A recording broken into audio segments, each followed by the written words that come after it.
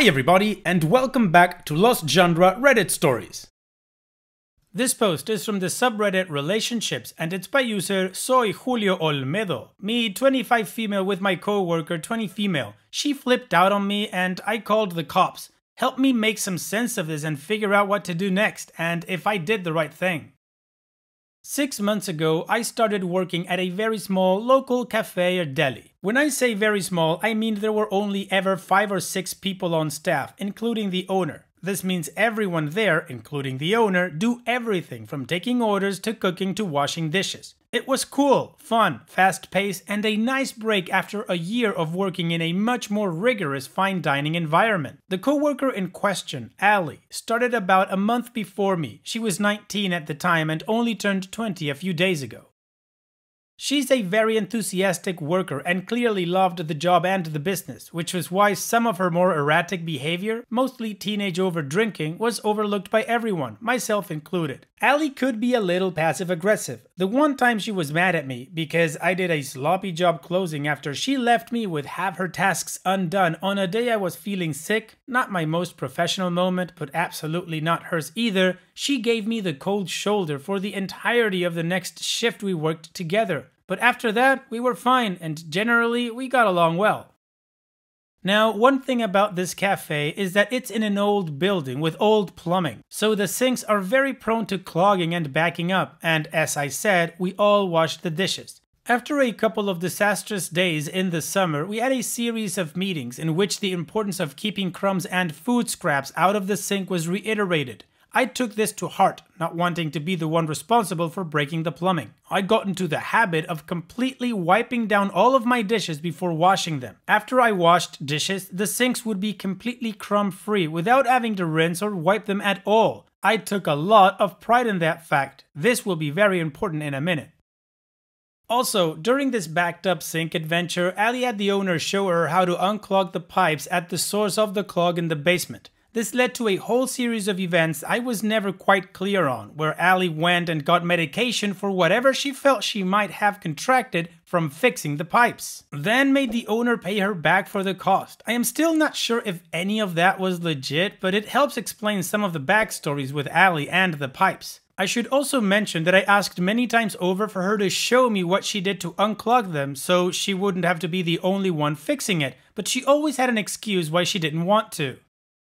Also, Ali's drinking has been getting more problematic. It's gone from nighttime to anytime, including while she's working, in the morning, alone. She also routinely drinks and drives, despite already having 2 DUIs. Okay, so fast forward to a couple of weeks ago. I'm leaving the job, moving in with my boyfriend and going back to school. Put in my notice and started helping train a couple of new hires. Yesterday was my last day. For the last 2 days, I trained each of the new hires to close, which is typically done by one person. With both of them, I made absolutely certain to stress the importance of keeping food out of the sink and showed them my way of wiping down the dishes to prevent clogging the drains. Now, fast forward to today, and here is where the crazy happens. This afternoon, an hour or so after arriving home after a very busy morning registering for classes, my phone started blowing up with texts. It was Ali in a group text for the cafe staff about how the sink was clogged again and she cut her hand fixing it. The manager, late 20s female, was responding with apologies that she got hurt and assurances that there would be another meeting. I thought nothing of it and I just figured Ali hadn't yet removed me from her cafe staff group text list. Until she called me. First I ignored it because I was on the phone with a friend. Then she called again, so I picked up. She immediately began blaming me for clogging the sink and insinuating that if she needed stitches for the cut on her hand, she would come after me for the costs. Right away I suspected she had probably been drinking. I calmly told her that I hadn't clogged the sink and that she could ask the trainees if she had any doubt about how careful I was. She called me a liar and swore at me. I firmly said, "Talk to manager, bye," and hung up as she continued to swear at me. She called back a few more times, which I ignored. I texted the manager and told her Ali was claiming I clogged the sink and cut her finger. I told her to please ask the trainees if there was any questions at all. She said she knew and that she had already talked Ali down. Then Ali showed up at my apartment.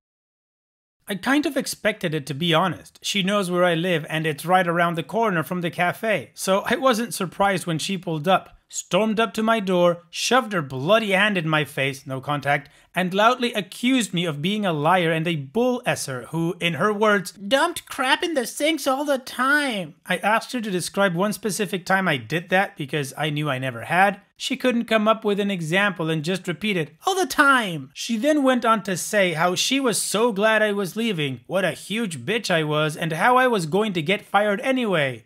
No? I caught a whiff of alcohol on her breath while she was yelling at me. Big surprise. I just reiterated that it wasn't me who clogged the sink and that I was sorry she felt that way as I thought we were cool. She called me a cunt, flipped me off, and left. I texted the manager. She just came to my house and cussed me out. Manager expressed surprise and dismay, but still seemed to think she was handling it by calling Allie and talking her down. I'm pretty sure Allie was acting calmly while talking to manager when continuing to harass me. I wanted to leave my apartment until my boyfriend could come over, so I called manager and asked if we could meet up, talk, and get Allie's phone and my store keys. She said she couldn't for whatever reason, apologized that I was dealing with this, and kept saying she'd handle Allie, so not really any help there. Allie started texting me close-ups of her bloody hand with thanks girl, more abuse, insults, etc, etc. Then demands to have her phone back. She had given me her iPhone when she got a new one. I hadn't set up the phone yet and didn't care, so I texted her, I'll give manager your phone, please don't contact me again. She continued texting me. I think misunderstanding my text as having said, I gave manager your phone, because she was acting like I was lying and said she'd seen me using it. She hadn't. I hadn't had time to set it up and have been using my old phone. Hers was in my glove compartment the entire time. I didn't reply. She started calling and calling and calling. I didn't pick up. I got freaked out. She's acting completely crazy, harassing me out of nowhere, accusing me of crap I definitely did not do and is probably drunk. My place is really not secure. I am a lover, not a fighter, and I happen to know that this girl likes guns, so I called 911. I explained what was happening and that she hadn't actually threatened me, but she was harassing me, possibly drunk, definitely irrational, and I was scared. They sent an officer. He arrived in about 20 minutes. She was calling non-stop while he took my statement. He picked up one of the calls and told her who he was and to stop calling. She was belligerent, so he hung up. She called again and he told me to pick up and put her on speaker, so I did. I asked what she wanted and she said in a creepily calm voice, now that she knew there was a cop with me, that she just wanted her phone because she broke hers fixing the drain and she didn't know why I was being such a bitch. She was still acting like she thought I said I gave manager the phone. I said no, I have the phone and she could have it back, but I would give it to manager as I did not want to see her. She tried telling me to come to the cafe the next day to drop it off. I said no, I'll give it to manager on my own time. She kept insisting she needed her phone and didn't know why I was being such a bitch because she thought we were cool. Nice. So at this point, the cop says he'll go with me to the shop, be there while I give her the phone, then talk to her while I leave. And that's what we did. I took my dog and my computer and got in my car. The trooper followed me to the cafe. Allie and her boyfriend were there on the front stoop. When I got out of the car and the trooper pulled up, Allie went, "Really, OP?" I just said, "Yup," walked over, gave her the phone, turned around, got in my car, and left as the trooper was walking up to them. I went to my boyfriend's house. It's 30 minutes away, and she doesn't know where it is. I didn't feel safe at my place. Luckily, I'm moving on tomorrow. Boyfriend and I will be at my place packing all day. I won't be alone at all, so I feel okay, but I'm glad I'm moving. I guess that's one bright side because I was feeling pretty bittersweet about it before. I really liked my place and my job for that matter. She hasn't called or texted since the cop spoke to her. I don't know what he said. I haven't had a call from him either, and it's been a few hours. Whew. Okay, here are my questions for you guys. What the F just happened? Did I overreact by calling the cops? I genuinely wasn't trying to make trouble for her. I was just doing what I thought was the smartest thing to keep myself safe. But I'm feeling kind of ridiculous about it. What happens now? Anything?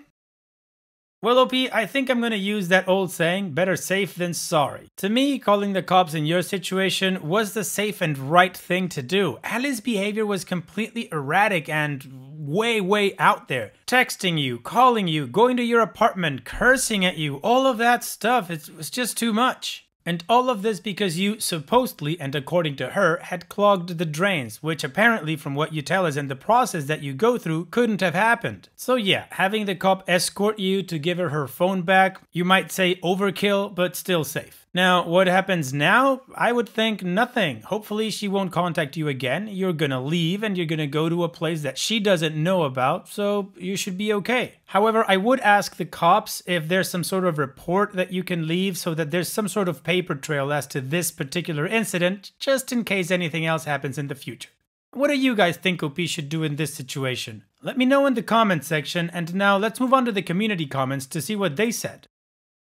Told You So says, what happened is that she's a mentally disturbed drunk, and mentally disturbed drunk acts crazy. That's all. No, you didn't overreact by calling the cops. That was smart. You handled this whole situation pretty well, and kudos to the cop. It sounds like he was pretty smart too. And helpful. Nothing happens now. It's over. You move away and this becomes a weird story you sometimes tell.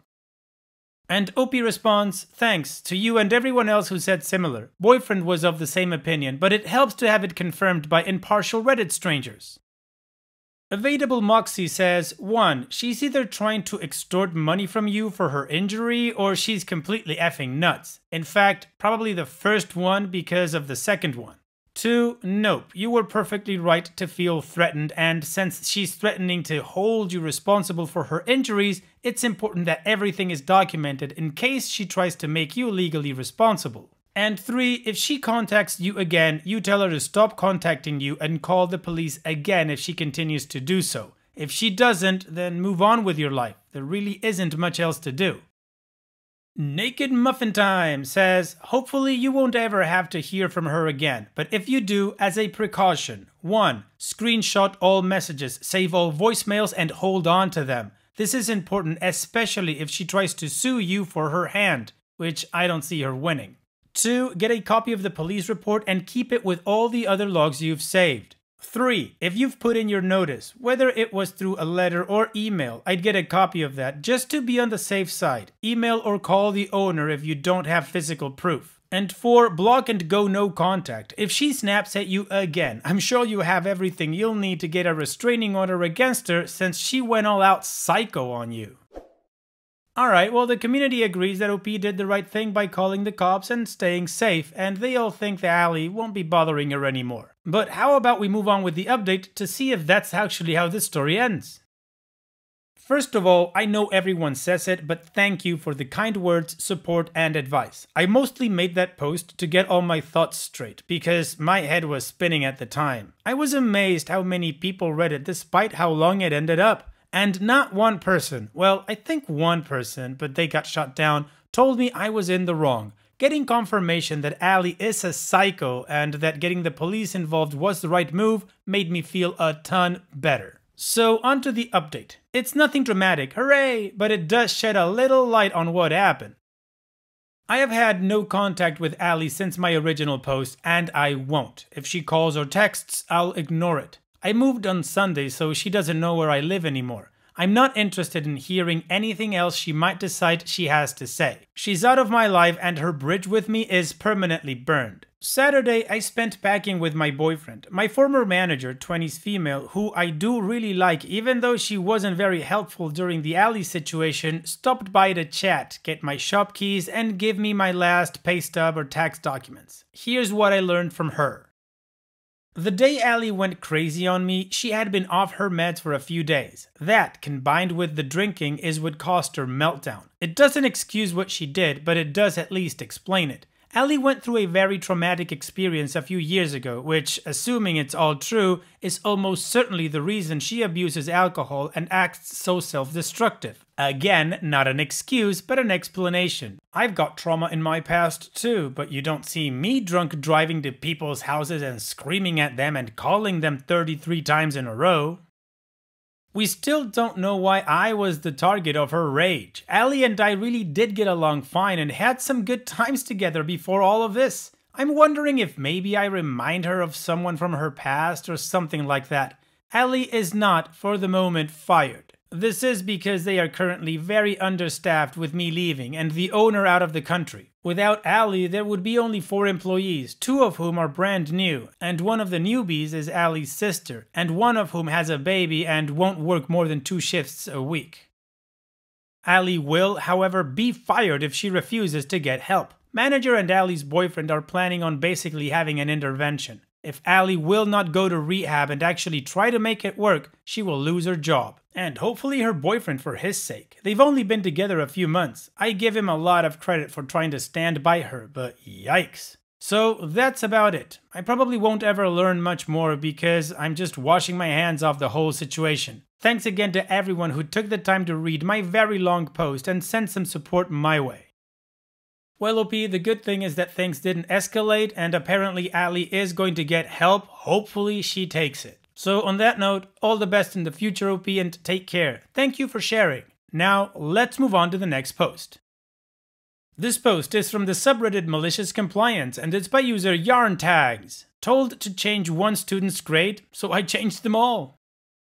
I moved to a new state to take a high school teaching job in a rural town. I liked my fellow teachers and almost all my students, but this was a small town with the usual assortment of outsides attitude. One student was particularly lazy. Her parents both worked in the small school district, admin at the high school, teacher at the middle school. She rarely turned anything in on time, and what was turned in was generally rushed and incomplete, as if she'd gotten the instructions secondhand. Somehow, though, she had straight A's in all of her classes.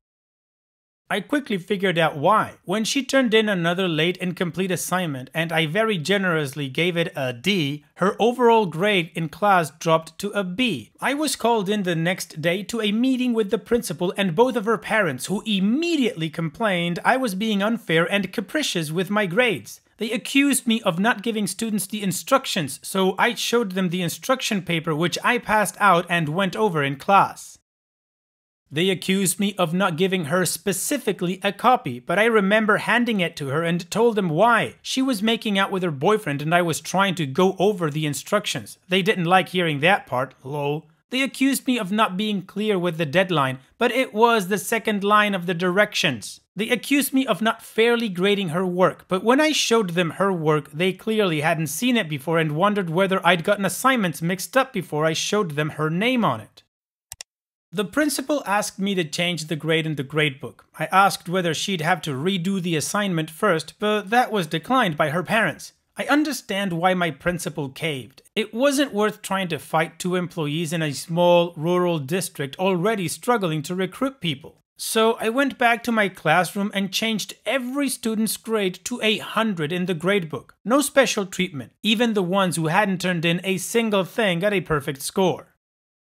The fallout. Many students asked me why their grades changed, but I never addressed it. I would just brush them off by saying not to worry about it, though clearly rumors were spreading like wildfire in the small school, because even the secretary and the principal asked me about it later on. I only said that yes, I changed her grade. The principal looked like he wanted to ask me why I changed all the grades, but he just shrugged and walked away. He never interfered in my gradebook after that. The student's parents transferred her out of my class and her boyfriend also transferred a day later. No more PDS in my class, finally, so no complaints. Well, OP, even though it sucks, you did what you were told to do. So that's about it, I guess. Thanks for sharing. And it's that time that we've reached the end of the video. I hope you enjoyed today's stories. I really did enjoy reading them to you. So if you did, then don't be shy and go ahead and give the video a like. And don't forget to subscribe or even share this video with people that you might think will enjoy my storytelling. Also, if you have the time, go down to the video description and check out all the links I have for you, from our Discord community to my channel merch. And finally, I'd like to say thank you for watching. It really means a lot to me that you enjoy my videos. And having said all that, I'll see you guys in the next video.